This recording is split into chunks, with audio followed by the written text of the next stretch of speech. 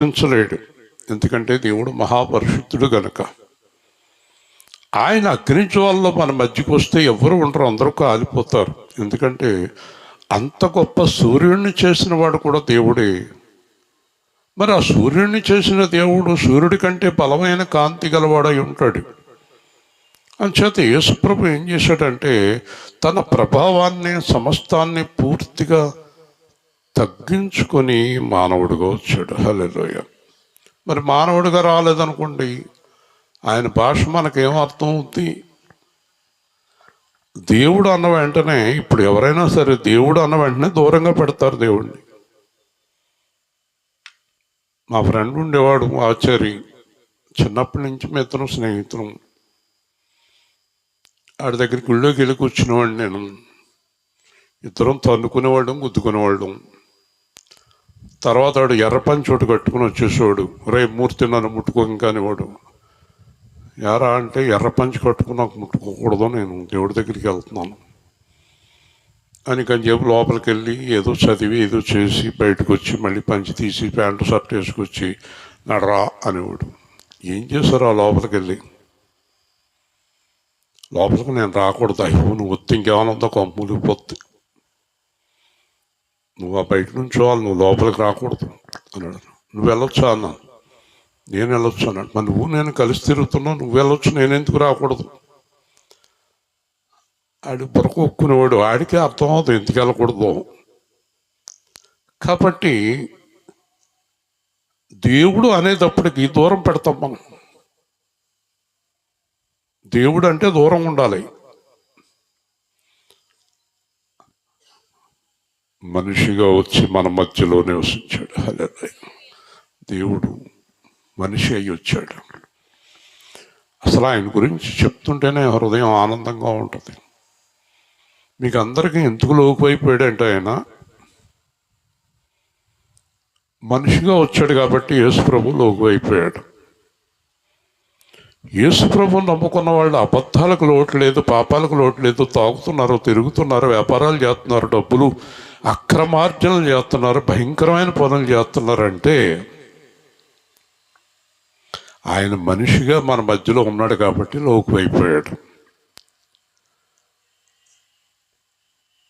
నేను మేనేజింగ్ డైరెక్టర్గా ఉన్నంతకాలం నా దగ్గరికి రావడానికి అందరూ భయపడేవారు. పర్మిషన్ తీసుకుని లోపలికి రావాలి. తర్వాత నేను వాళ్ళతో తిరగటం మొదలుపెట్టాను. నడండి మనం అందరం ఒకటే పార్టీలో అది ఇది అనేటప్పటికీ నన్ను లోగు చేస్తారు. ఇప్పుడు మీతో కలిసి నేను తిరిగినా కూడా నన్ను మీరు లోగు చేసేస్తారు. అది లోగు చేయటం అనేది మానవ సమాజం సహజం అయిపోయింది. కాస్త చనువు వచ్చేటప్పటికి మనిషితోటి ఆడుకోవటం మొదలు పెడతారు. ఆర్ఆర్ మూర్తి గారు అన్నాడు, యేసు ప్రభువు క్రైస్తవులకు లోకు అయిపోయాడు. హల్లెలూయా. ఎంత లోకు అయిపోయాడంటే వీళ్ళు ఏదైనా చెయ్యాలంటే చేస్తారు, మానాలంటే మానేస్తారు. భక్తిగా ఉండాలంటే ఉంటారు, మానాలంటే మానేస్తారు. పాటలు పాడాలంటే పాడతారు, మానాలంటే మానేస్తారు. ప్రార్థనకు వస్తే వస్తారు, మానాలంటే మానేస్తారు. ఆరాధనకు వస్తే వస్తారు, మానాలంటే మానేస్తారు. సువార్తకు వస్తే వస్తారు, మానాలంటే మానేస్తారు. లోకు అయిపోయామంటే కదా. అంటే మీ కుటుంబానికంటే కూడా తక్కువ అయిపోయాడు యేసుప్రభు. మీ కుటుంబాలకు ఇచ్చే ప్రాధాన్యత యేసుప్రభుకి ఎవరు మీరు? ఎందుకో తెలుసా? దేవుడు మానవుడిగా మీ మధ్యకి వచ్చాడు కాబట్టి మీకు అందరికీ దేవుడు లోకు అయిపోయాడు. హల్లెలూయా. కానీ అక్కడ అలా ఉండడు. కొదమ సింహమై కోపాగ్ని అయి పకపక మండుతున్న జ్వాలలతో ఉంటాడు. ఆయన స్వరం అనేటప్పటికి గుండె లాగిపోతే మీకు ఏమంటాడు తెలుసా? ఎందుకు చేసావు పని అని అడుగుతాడు అక్కడ సింహాసనం మీద నుంచి. ఆయన ముందు గడగడ గడగడ గడగడ గడగడలాడు.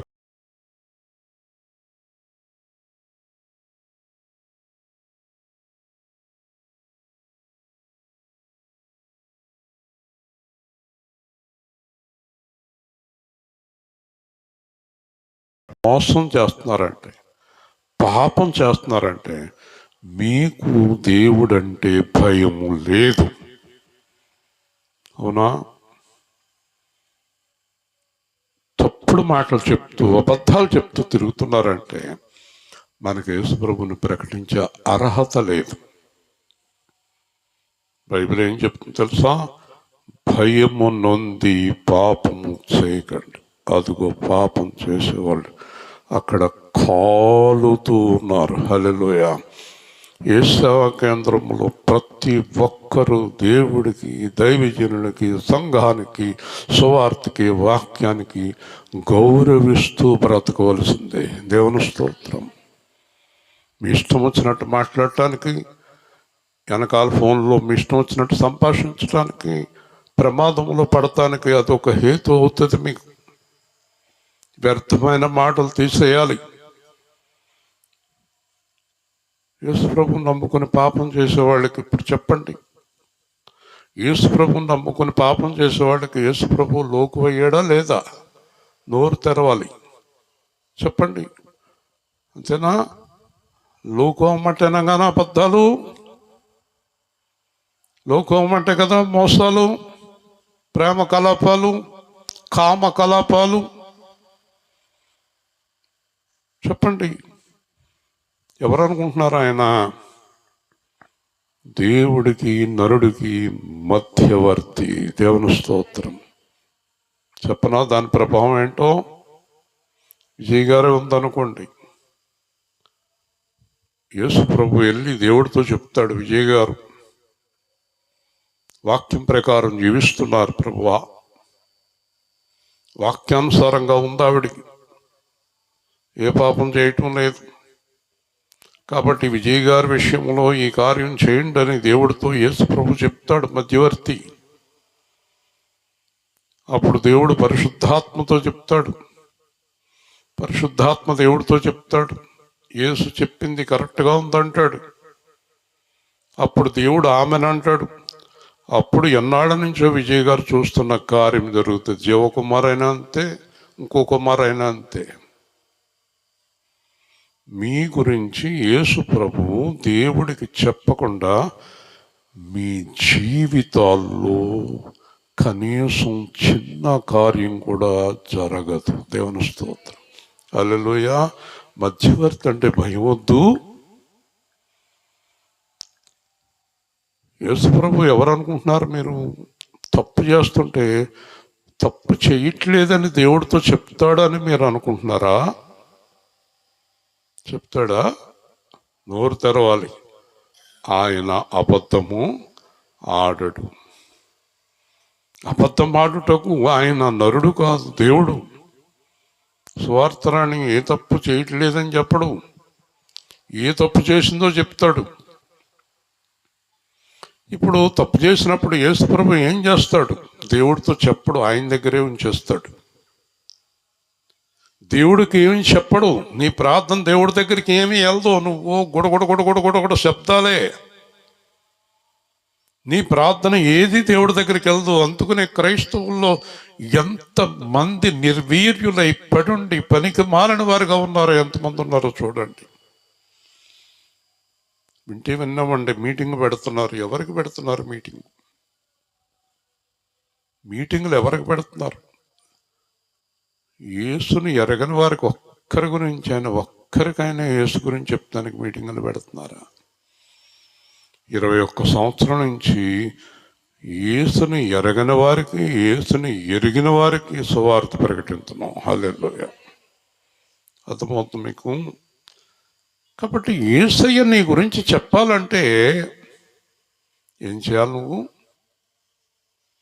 ఏం చేయాలి? ఆయనకి ఇష్టమైన పని చేస్తూనే నీ జీవితాన్ని గడపాలి. హల్లెలూయా. అప్పుడు నీకేదో పెళ్లి కావాలి, ఇల్లు కావాలి, ఆరోగ్యం కావాలి, ఏం కావాలన్నా చేస్తానన్నాడు యేసు ప్రభు. యోహాను 16.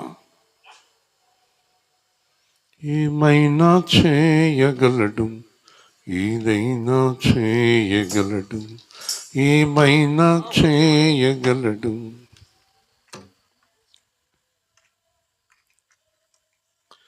జీవితాలు మార్చగలడు.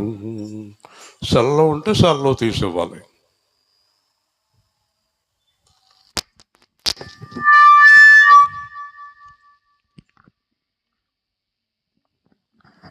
స్థిరపరచువాడవు, బలపరచువాడవు, స్థిరపరచువాడవు, బలపరచువాడవు, పడిపోయిన చోటే నిలబెట్టువాడవు, పడిపోయిన చోటే నిలబెట్టువాడవు, గణపరచువాడవు, హెచ్చించువాడవు, గణపరచువాడవు, హెచ్చించువాడవు, మా పక్షమున నిలిచి జయమిచ్చేవాడవు, మా పక్షమున నిలిచి జయమిచ్చువాడవు, ఏమైనా చేయగలవు, జీవితాలు మార్చగలవు. పాడాలి. ఏమైనా చేయగలవు, జీవితమే మార్చగలవు, నీ నామముకే మహిమంతా తెచ్చుకొందువు. యేసయ్యా యేసయ్యా, నీకే నీకే సాధ్యము. యేసయ్యా యేసయ్యా, నీకే నీకే సాధ్యము. సర్వకృపానిధి మా పరమ కుమారి, సర్వకృపానిధి మా పరమ కుమ్మరి, నీ చేతిలోనే మా జీవమున్నది, నీ చేతిలోనే మా జీవమున్నది. మా దేవా, నీ ఆలోచనలన్నీ ఎంతో గొప్పవి, మా ఊహకు మించిన కార్యములెన్నో జరిగించుచున్నవి. మా దేవా, చేయగలవు, జీవితాలు మార్చగలవు, ఏమైనా చేయగలవు, జీవితమే మార్చగలవు, నీ నామముకే మహిమంతా తెచ్చుకొందువు. యేసయ్యా యేసయ్యా, నీకే నీకే సాధ్యము. నీ ఆజ్ఞ లేనిదే ఏదైనా జరుగునా, నీ ఆజ్ఞ లేనిదే ఏదైనా జరుగునా, నీ కంచె దాటగా శత్రువుకు సాధ్యమా, నీ కంచె దాటగా శత్రువుకు సాధ్యమా. మా దేవా, నీవే మా తోడుంటే అంతే చాలును, అపవాది తలచిన కీడులన్నీ మేలైపోవును. ఏమైనా చేయగలవు, జీవితమే మార్చగలవు, నీ నామముకే మహిమంతా తెచ్చుకొందువు. హల్లెలూయా. అందరూ ఒకసారి చెప్పండి, ఏమైనా చేయగలవని. ఏం చేశాడో చెప్పండి. మీకు అదే చెప్తున్నాను ఇప్పుడు. మీరు సాక్ష్యం చెప్పాలంటే మీ జీవితాలు సరి చేసుకోవాలి, మీ హృదయాలు సరి చేసుకోవాలి. లోకం నుంచి, పాపం నుంచి, మోసం నుంచి, డబ్బు నుంచి, కామం నుంచి బయటికి రావాలి. అప్పుడే చేస్తాడు దేవుడు నీ కార్యం. రాత్రి చెప్పాను, ఆమె యేసుప్రభు కంటే ఎక్కువగా ఎవరో వద్దని చెప్పింది. మీరు కూడా అలా ఉండాలి.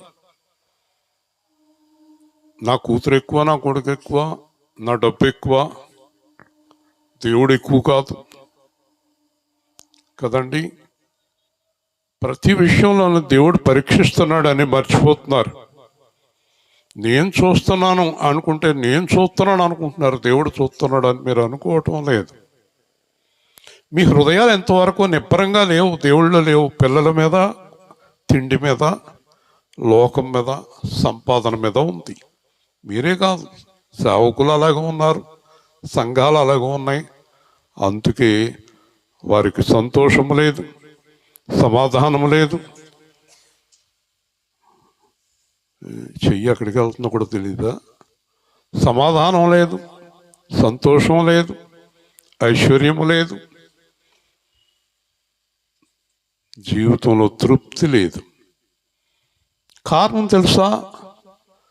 నువ్వు దేవుణ్ణి తృప్తిపరచటం లేదు, నీకు తృప్తి లేదు. ఇప్పటికైనా సువార్తను జాగ్రత్తగా విని, వాక్యాన్ని జాగ్రత్తగా విని.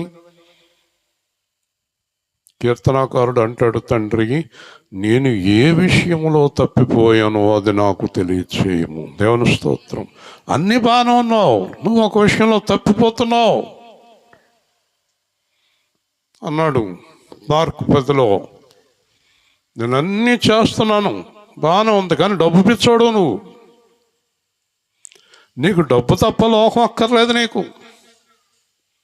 ఆ డబ్బు వదిలిరా నా కూడా అన్నాడు. నేను డబ్బు వదలను అన్నాడు. పో నిత్య నరకానికి అన్నాడు. మీరేనంతే, నేనేనంతే. దేవుడి కంటే ఏది ఎక్కువ ప్రేమిస్తారో అదే మిమ్మల్ని నరకానికి తీసుకెళ్ళిపోయే దారి. ఇంతకాలం నుంచి వాక్యం విని కూడా ఫిలిప్ అడుగుతాడు యేసు ప్రభువుని, అయ్యా మాకు తండ్రి ఎలా ఉన్నాడో చూపించండి, ఇంకంతకన్నా మాకు ఏం అక్కర్లేదంటే యేసు ప్రభు చాలా బాధపడతాడు, కోప్పడతాడు. ఏమయ్యా, ఇంతకాలం మీ దగ్గర నేనున్నా తండ్రిని చూపించమంటున్నారు, నన్ను చూసినప్పుడు మీకు తండ్రి ఎవరో తెలియలేదా అన్నాడు. హల్లెలూయా. మీకు నన్ను చూసి కూడా 20 ఏళ్ళ నుంచి యేసు ప్రభు ఎవరో తెలియలేదు, మీకు ఏమీ తెలియలేదు. మీ సేవకుడు జీవితాన్ని దేవుడు ఎలా నడిపిస్తున్నాడో చూస్తూనే ఉన్నారు. రాలింగులో, వేల్పూర్లో నా కూడా ఉండేవాళ్ళు కూడా చూస్తున్నారు నన్ను. అయినా ఎందుకో మార్పు అనేది రావటం లేదు. కారణం ఏంటో తెలియదు మనకి. మార్పు అంటే ఏమీ లేదు, నేనేదో మారిపోయానని కాదు. నా గురించి మీకు చెప్పాలంటే నా జీవితంలో నా ప్రాణం కంటే ఎక్కువ నాకు యేసే. హల్లెలూయా. మీరు మీ ప్రాణం కన్నా ఎక్కువగా యేసుని ప్రేమించకపోతే మీరు ఏది పొందుకోలేరు, ఎన్ని సంవత్సరాలు ఉన్నా. యేసు ప్రభు కూడా ఉన్న ఇస్కరియోతు యోధ ఒక నరకానికి పోయాడు. ప్రయోజనం ఏంటి? యేసు ప్రభు కూడా ఉన్న 11 మంది యేసు ప్రభుని గ్రహించారు. 12వాడు డబ్బు పిచ్చిలోనే ఉన్నాడు.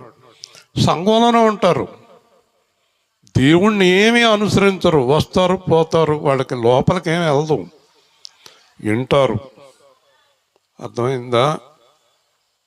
వింటారు. మాస్టర్ 60 మంది పిల్లల్లో నేను చెప్పిన పాఠం ఏంటనంటే 60 మందిలో 10-15 మందే చెప్తారు ఆ పాఠం, మిగతా వాళ్ళు బుర్రలోకి వెళ్ళలేదు. వింటున్నారా? మొట్టమొదట దేవుడికి భయపడాలి, దేవుణ్ణి ప్రేమించాలి.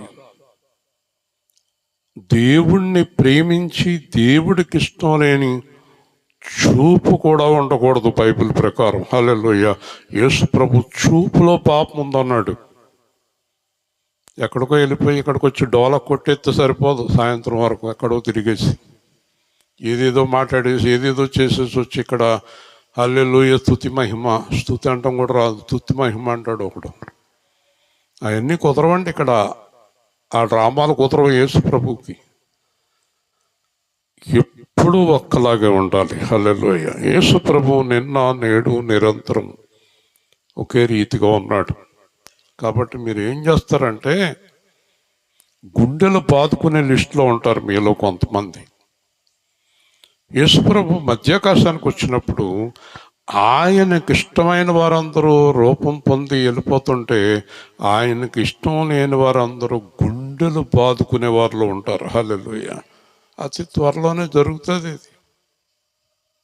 వింటున్నారా? మీలో ప్రతి ఒక్కరూ యేసు క్రీస్తు వలె ఉండాలి. హల్లెలూయా.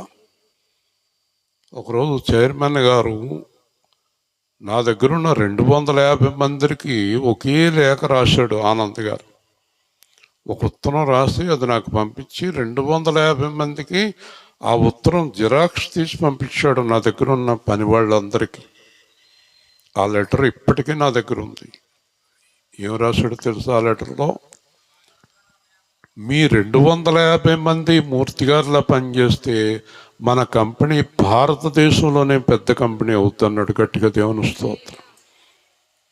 ఈరోజు యేసు ప్రభు కూడా నా గురించి మీకు లేఖ రాయగలడు. ఎందుకంటే నేను ఇంత గర్వంగా ఇంత ఘనంగా ఎందుకు చెప్తున్నానంటే ప్రాణం అర్పించడానికి కూడా సిద్ధంగా ఉన్నాను ఆయన కోసం. దేవుని స్తోత్రం. అందుకే నేను అలా చెప్పగలను మీకు. కాబట్టి యేసు ప్రభుని లోకు చేయకండి. యేసు ప్రభు అంటే మీరు ఏదో అడిగెత్తి చేసేసి మీ ఇంటికాడ మీ చుట్టుపక్కల తిరిగేవాడు అనుకోకండి. యేసు ప్రభు అంటే పాస్టర్ అనుకోకండి. యేసు ప్రభు దేవుడు. మధ్యవర్తి అన్న వెంటనే మీకు దడ వణకాలి మీరు. ఎందుకో తెలుసా? నీ గురించి దేవుడికి ఆయన చెప్తాడని గుర్తుపెట్టుకోవాలి. హల్లెలూయా. మరి నేను చెప్పనా యేసు ప్రభుకి మీ గురించి?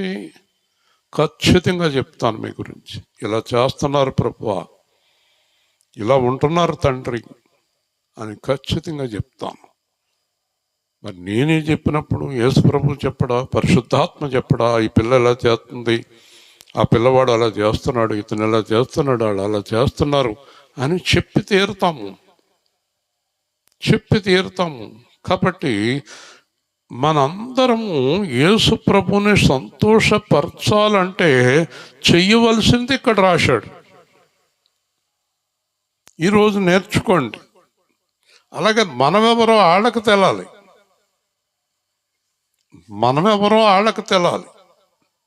అర్థమైందా మీకు? చాలా సంవత్సరాల కిందట హై స్కూల్ దగ్గర మా చుట్టాలింటికాడ పైన సువార్త జరిగినప్పుడు, అప్పటికింకా రాధాకృష్ణ ఎమ్మెల్యే అవ్వలేదు. అప్పుడే వచ్చాడు సింగపూర్ నుంచి. అక్కడ దొడ్లో కూర్చున్నారండి వాళ్ళ కుటుంబం అంతా. మూర్తి గారు మాట్లాడుతున్నారు అనేటప్పటికీ వాళ్ళందరూ కూర్చుని విన్నారు. తర్వాత చాలా జ్ఞాపకం చేసుకున్నాడు అతను. అప్పుడు అన్నాడంట, ఆయన చెప్పేదంతా నాకు కరెక్ట్గా అనిపిస్తుంది అన్నాడంట. దేవుని స్తోత్రం. కాబట్టి మనల్ని అందరూ గమనిస్తూ ఉంటారు. ఏం చెయ్యాలో అది చేయండి. ఈరోజు నుంచి ఏం చెయ్యాలంటే, ఒకటి, మనకు సంపూర్ణ భక్తి పరిశుద్ధత ఉండాలి. దేవుని స్తోత్రం. ఏముండాలి? భక్తిలో సంపూర్ణత ఉండాలి. అంటే అబ్రహాంలాగా కొడుకు మీద కత్తెత్తేంత భక్తి ఉండాలి. భక్తి ఉండాలి. అలాగే మన జీవితంలో కావలసిన నెమ్మది, సుఖము. నా జీవితంలో 50 ఏళ్ళు అయిపోయింది, 40 ఏళ్ళు అయిపోయింది. నాకు ఇంతవరకు పిల్లల నుంచి కానీ, భర్త నుంచి కానీ, భార్య నుంచి కానీ నెమ్మది లేదు, సుఖము లేదు. ఎందుకంటే మీరు బాధపడతారు, మీరెవరు చేతులు ఎత్తలేరు. నెమ్మదిగా సుఖముగా ఉన్నాను అన్నవారు చేతులు ఎత్తండి అంటే మీలో ఎంతమంది ఎత్తుతారు? చేతులు ఎత్తలేరు. ఎందుకంటే మీలో ప్రతి ఒక్కరి గురించి వ్యక్తిగతంగా నాకు తెలుసు. దేవుని స్తోత్రం. నెమ్మదిగా లేదు. హెప్సిబ గారిని అడిగాం అనుకోండి, ఆవిడ ఏదో బాధలో ఉంది, ఎవరి గురించి. ఇక్కడ ఒక్కొక్కరిని అడిగితే నెమ్మది లేదు, సుఖము లేదు. నెమ్మది లేదు, సుఖము లేదు. పోనీ మీలో ఎవరైనా నెమ్మదిగా సుఖముగా ఉంటే నాకన్నా సంతోషించేవారు ఎవరు ఉండరు. నెమ్మది లేదు, సుఖము లేదు. మరి అది రావాలంటే ఒక్కొక్క పాయింట్ చెప్తాను. మనుష్యులందరి కొరకు ప్రార్థన చేయాలి. దేవుని స్తోత్రం. ఎవరి కొరకు? మనకి కొంతమంది మీద కోపం, కక్ష, కోడల మీద కక్ష, కొడుకు మీద ప్రేమ, కూతురి మీద ప్రేమ, అల్లుడి మీద కక్ష. ఏం దరిద్రాలండి! కోడల మీద కంప్లైంట్. ఒక ఆవిడ, నా కోడలు మంచిది కాదంది, మీ అబ్బాయి మంచోడా అన్నాను. మా అబ్బాయి నెంబర్ 1 అంటుంది. వాళ్ళ అబ్బాయి నెంబర్ 1 అంట. కోడలు మంచిది కాదంట. ఇంకో మాట చెప్తుంది, ఏప్రాలు అస్సలు మంచిది కాదు. ఈవిడ మంచిదా? వియ్యపురాలు మంచిది కాదంట, ఈవిడ మంచిదా? ఓకే, పోనీ నీ అంత మంచిది కాదు, కానీ నువ్వేం చేయాలి? ఇక్కడ నోరు తెరండి. ఏం చేయాలి? మీరు ప్రార్థన చేయాలి. ప్రార్థన చేయాలంటే కక్ష పెట్టుకొని ప్రార్థన చేస్తారా? మాట్లాడాలి. కక్ష పెట్టుకుని ప్రార్థన చేస్తే దేవుడు వింటాడా? అర్థమైంది మీకు? ఏ మనిషి గురించి మీరు ఏమీ అనకూడదు. దేవుని స్తోత్రం.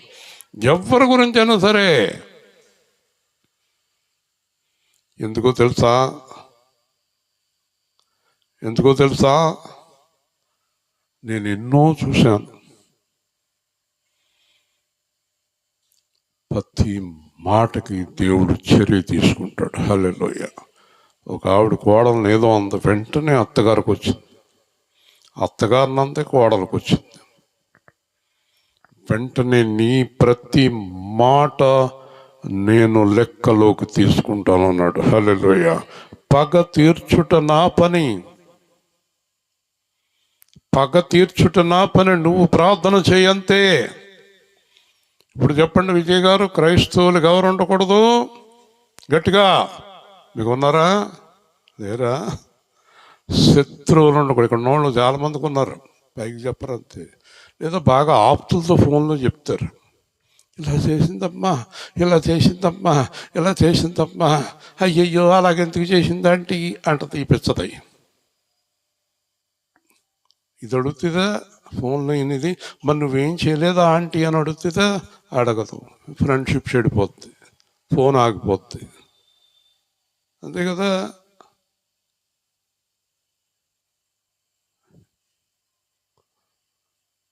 అలా చూస్తున్నా అంటే ఒకవేళ నీ వైపు చూపుతుంటే ఎన్నేళ్ళు నా వైపుకి ఉన్నాయి? నాకు 5 ఉన్నాయి ఏళ్ళు, 4 నా వైపుకి చూపిస్తున్నాయి. ఎప్పుడు ఇలాగ చూపిస్తారు. మరి ఇక్కడ నా వైపు 4 ఉన్నాయి. అందుకనే నీ కంటిలో దూలమున్నది. హల్లెలూయా. ఎప్పుడు ఇలా పెట్టుకుని తలకాయ, మా అత్తగారిని ఇలా చేసింది, మా ఆయన అలా చేశాడు, ఇంకా ఇంకొకడు ఒక ఆయన దొరుకుతాడు లోగుగా, పాస్టర్ గారు కూడా అలాగే చేశాడు. లాస్ట్లో అంటది, యేసుక్రీస్తు కూడా నన్ను ఇలాగ బాధ పెడుతున్నాడు. ఈవిడ చాలా గొప్పవాడు. మరి ఈవిడ డైరెక్ట్గా యేసుక్రీస్తు పైనుంచి దిగి వచ్చింది ఈవిడ ఈ లోకానికి. ఎందుకండి ఇన్నాళ్ళ నుంచి అంటున్నారండి వాక్యాలు. మళ్ళీ పాట పాడాలేమో. కాలేబు పాట పాడాలా? మార్పు చెందవా?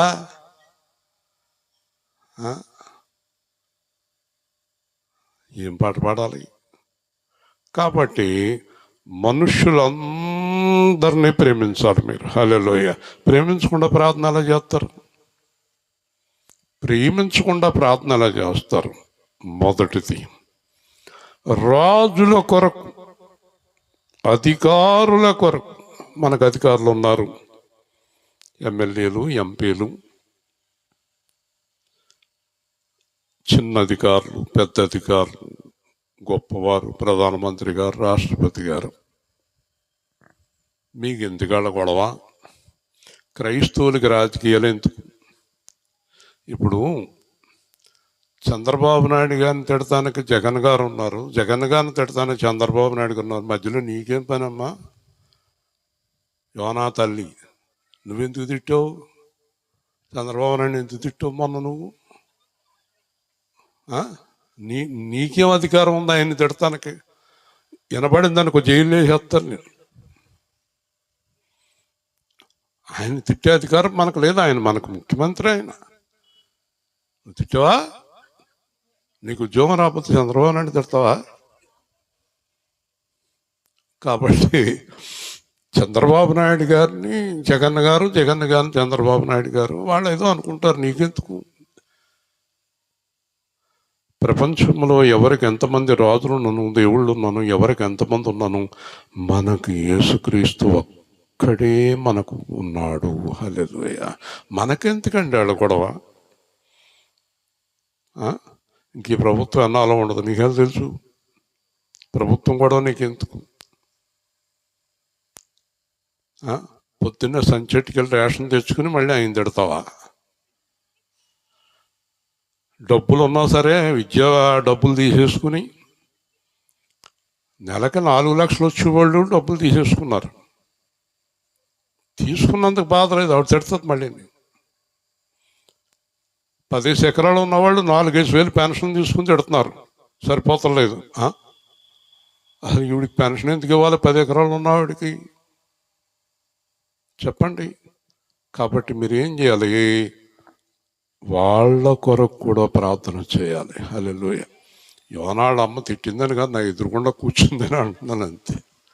ఏమో ఒకవేళ నిజంగా తిట్టిందేమో అది వెళ్దాం. తిట్టామమ్మా, తిడితే యోనాన్ని తిడతావు, లేకపోతే నీ కూతుని తిడతావు, కానీ చంద్రబాబు నాయుడు ఎందుకు తిడతావు కదా. మేఘాల మీద యేసు వచ్చుచున్నాడు, పరిశుద్ధులందరినీ తీసుకుపోతాడు.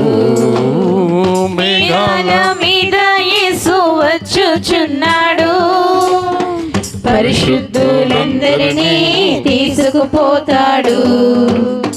లోకమంతా శ్రమకాలం, విడువబడుట బహుఘోరం, యేసు రాజుగా వచ్చుచున్నాడు. భూలోకమంతా తెలుసుకుంటారు, ఇళ్ళపై యేసు రాజ్యమేలును. ఈ లోక రాజ్యములన్నీ ఆయన వేయగును. నీతి శాంతి వర్ధిల్లును, న్యాయమే కనబడును.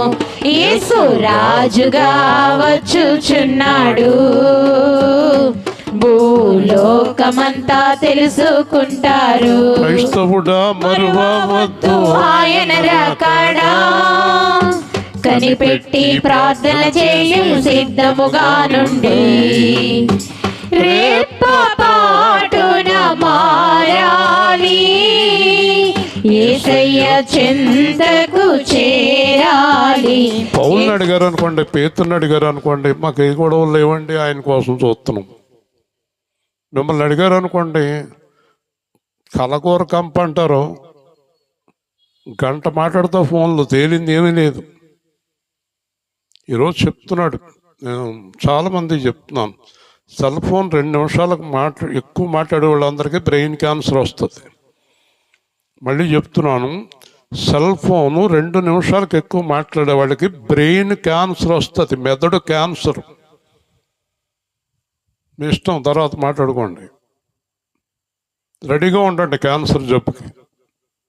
అలాగే సెల్ ఫోన్ ఇలాగ దెయ్యంలాగా ఇలా చూసేవాళ్ళకి కళ్ళు పోతాయి, కళ్ళు టోటల్గా పోతాయి. ఎవరొకళ్ళు పట్టుకుని నడిపించాలి మిమ్మల్ని. ప్రతి వాళ్ళకి హెచ్చరిక చేస్తున్నాను. నాకు కళ్ళజోడు ఉందండి, కళ్ళు పోవండి అనుకుంటే కళ్ళజోడు వెడల్పు పెరుగుతూ ఉంటుంది, కొన్నాళ్ళకి ఎంత పోతార్థం వేయాలి, అసలు ఏమీ కనపడదు. కళ్ళజోడు ఉన్నవాడు ఫోన్ చూడొచ్చు అని ఏం లేదు. కళ్ళజోడు పెట్టుకుని చూస్తున్నావా ఫోను?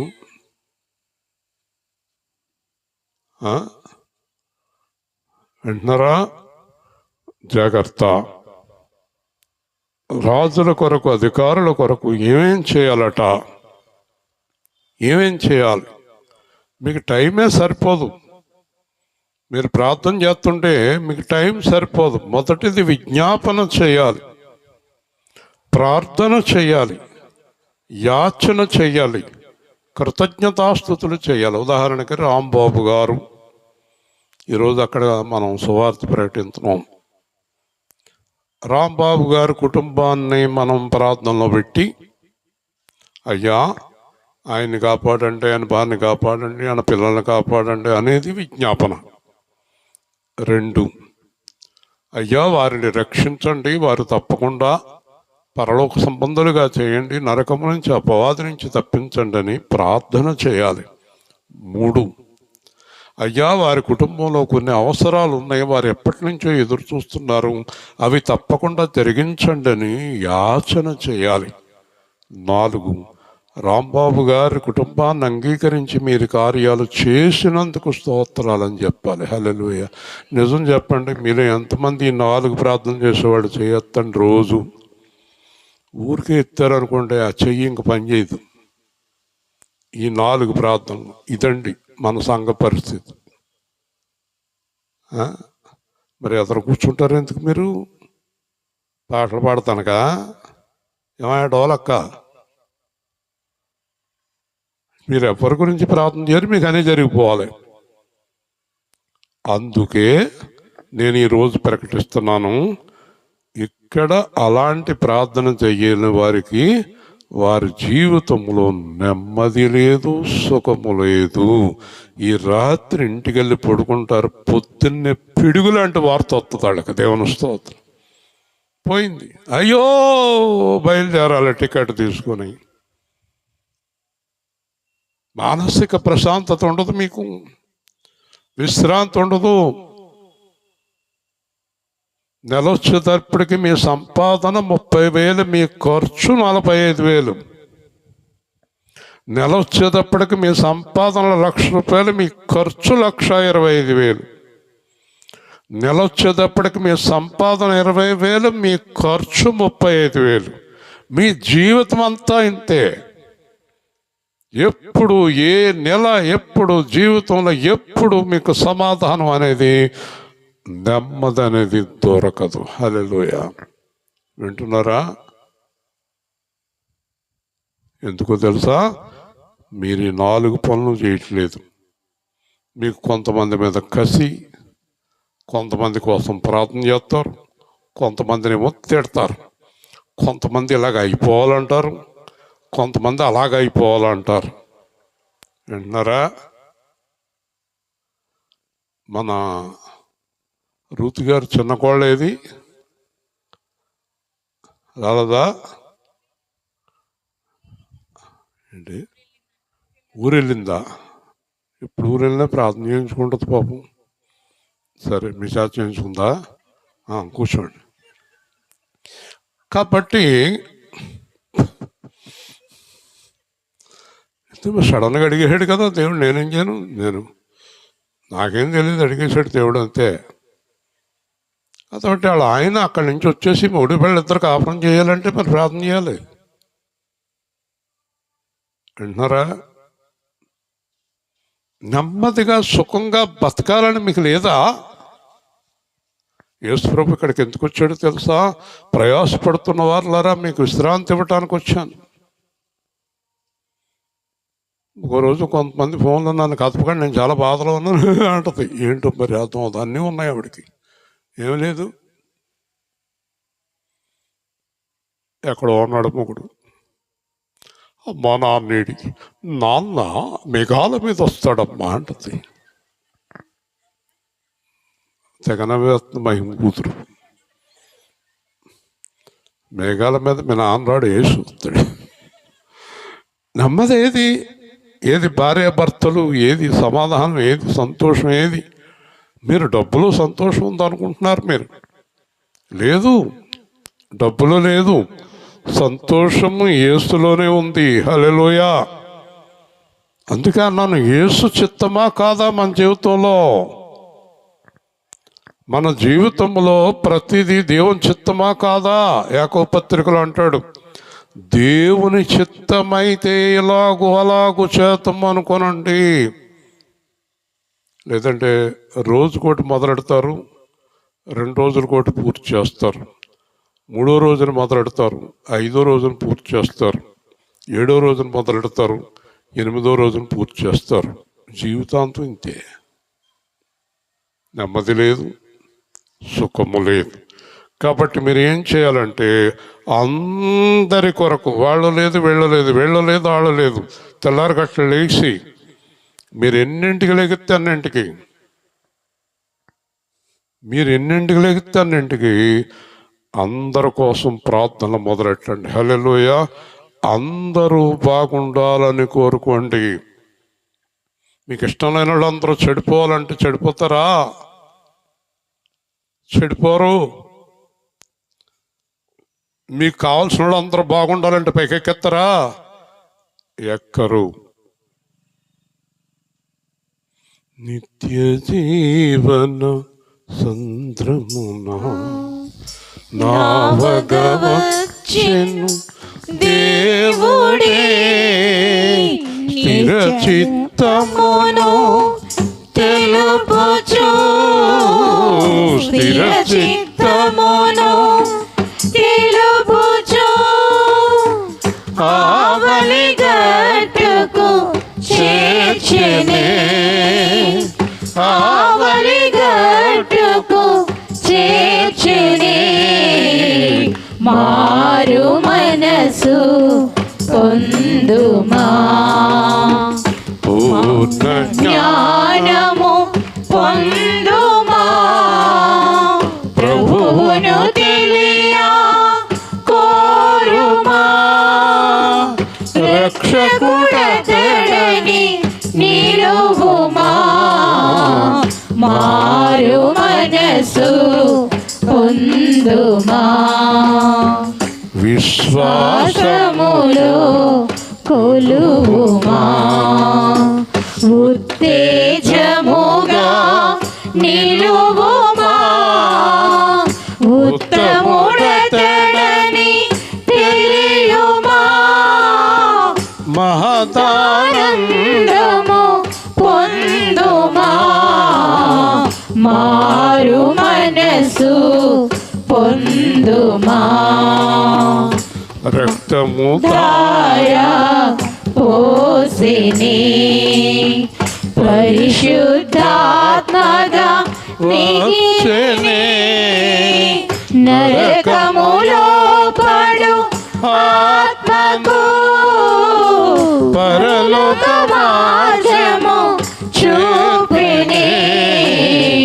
మారు మనసు పొందుమా. దేవుని స్తోత్రం. మీరందరూ ఈరోజు ముగించే ముందు చెప్తున్నాం, మారిపోండి. ఎప్పటికైనా మారిపోండి. మొదటి ప్రాధాన్యత దేవుడికి ఇవ్వండి. జీవితం ఇంతవరకు ఏది సాధించలేదు. వస్తున్నారే వెళ్తున్నారు, వస్తున్నారే వెళ్తున్నారు. మా భలేగా పాడుతున్నారు, మా భలేగా చెప్తున్నారు అనుకుంటున్నారు. ఏం ప్రయోజనం చెప్పండి? మార్పు చెందండి, పూర్తిగా మారిపోండి. మిమ్మల్ని చూసేటప్పటికి అందరికీ మీ మీద ప్రేమ కలిగే ఆ కాటు ముఖాలు పోతాయి. ఆ ముఖాలు పోవాలి, నిర్మలంగా ఉండాలి మనిషిని చూసేటప్పటికి. మన ముఖం చూసిన వెంటనే మనం ఏంటో అర్థమైపోతుంది ఎదురుడికి. ఆ ముఖంలో నిర్మలత్వం వచ్చేయాలి, చిరునవ్వు వచ్చేయాలి, గంభీరం వచ్చేయాలి, పరిశుద్ధత వచ్చేయాలి. The face is indication of heart. నీ మనసు మారితే నీ రూపం మారిపోతుంది. హల్లెలూయా. ఎవరి రూపంలోకి మారాలి మనం? కదా, బాగున్నావా?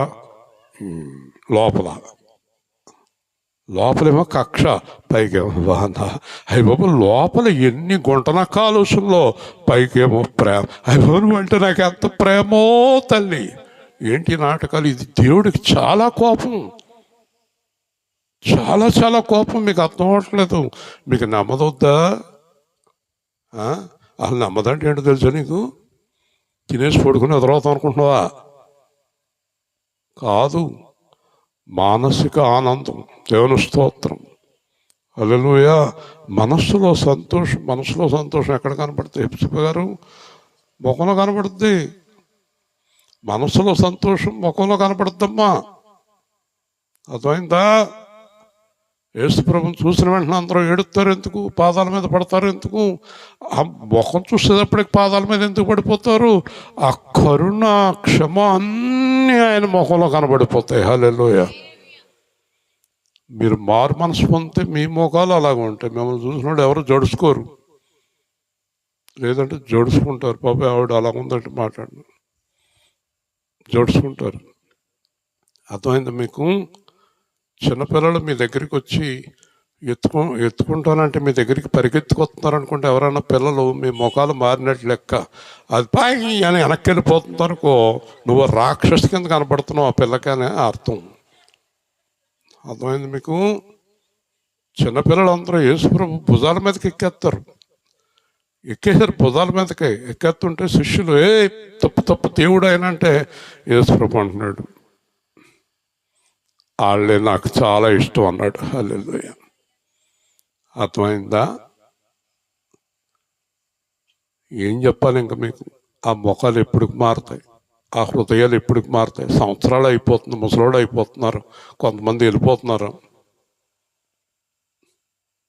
పాట పాడాలా మార్పు చెందో అని ముఖం అలా పెట్టాడు, నాకేం బాగోలేదు అంటది. ఏంటో బాగోకపోతే మొహం అలా పెట్టేస్తావా?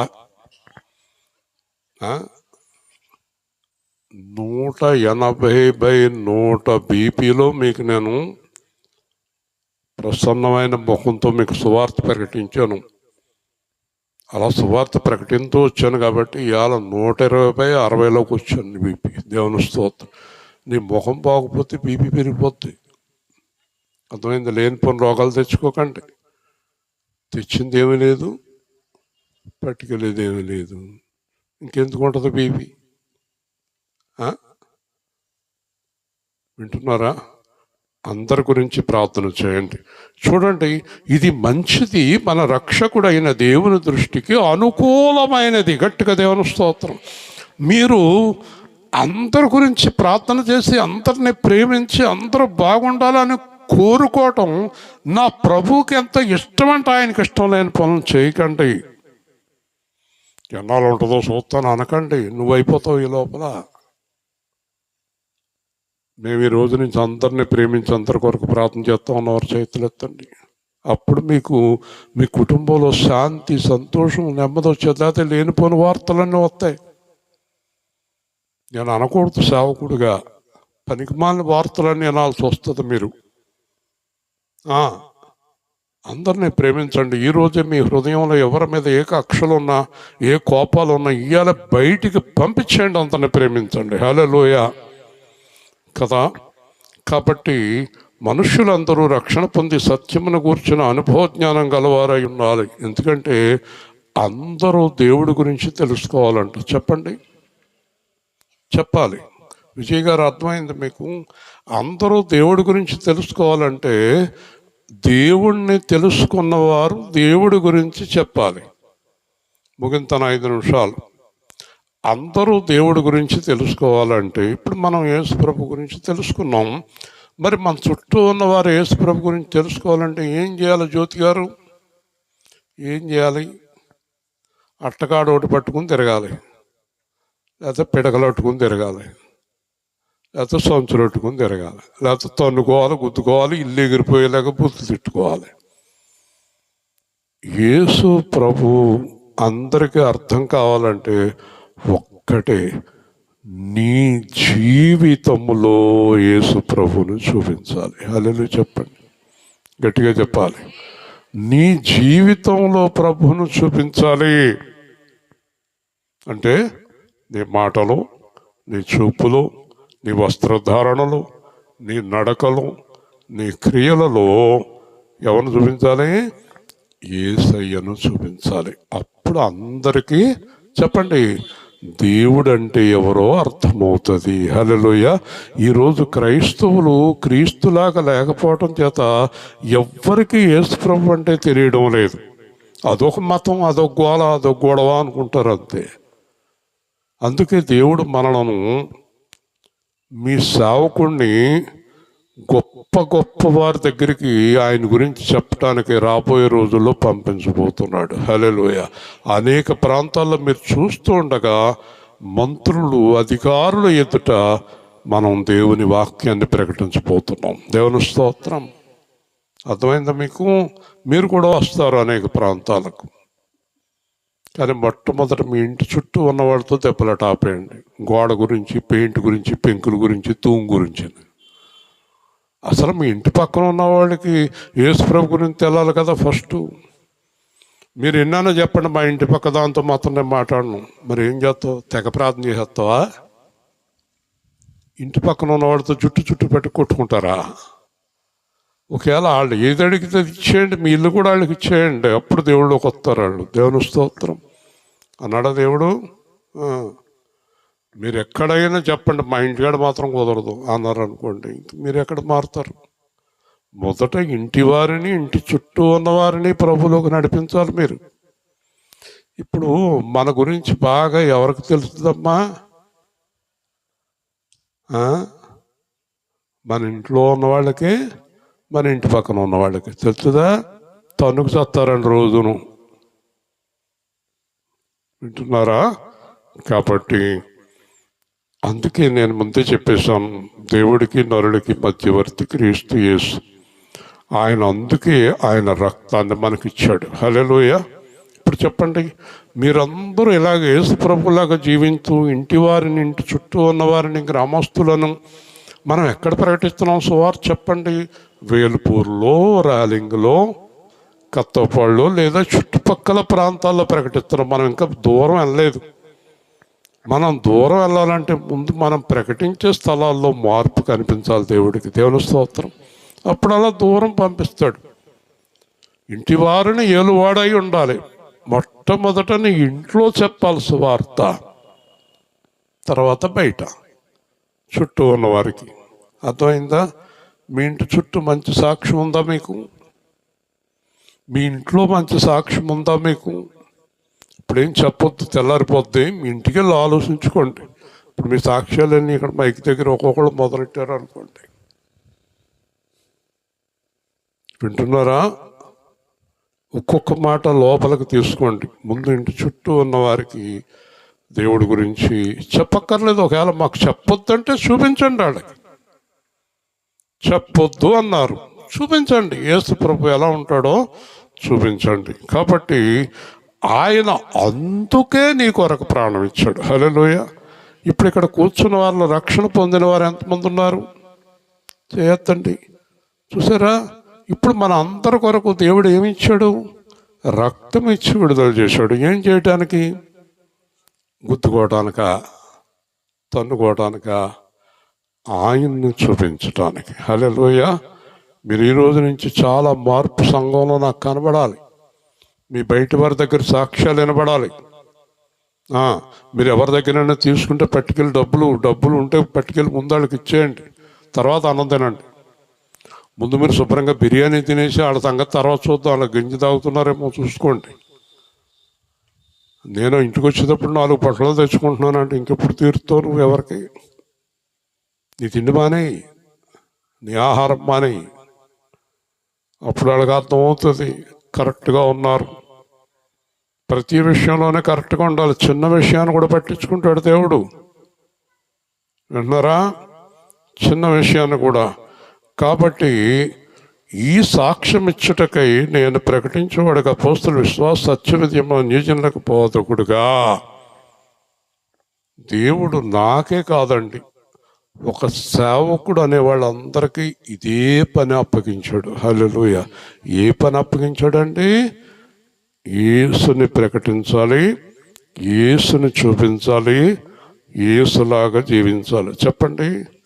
యేసుని ప్రకటించాలి, యేసుని చూపించాలి, యేసులాగా జీవించాలి. అప్పుడు రాంబాబు గారేంటి, ఇంకా అనేక కుటుంబాలు మీరందరూ రక్షణలోనికి నడిపించగలుగుతారు. మనం వెళ్ళిపోయిన తర్వాత వాళ్ళకి అర్థమవుతుంది, ఓ యేసు ప్రభు అంటే ఇదా అని అర్థమవుతుంది. ప్రేమగల తండ్రి, జీవాధిపతి అయిన ప్రభువా, ఈరోజు మీరు మాకు ఇచ్చిన వాక్య భాగాన్ని బట్టి స్తోత్రాలు. రాంబాబు గారు, వారి కుటుంబాలను ఏర్పాటు చేసిన వారిని, సంఘాన్ని దీవించి మేమందరము ఈ రోజు నుంచి మిమ్మల్ని చూపించడానికి సహాయం చేయమని, మీ రూపంలోనికి మమ్మల్ని మార్చమని యేసు నామములో అడుగుతున్నాం తండ్రి. ఆమేన్. మంచిదమ్మా.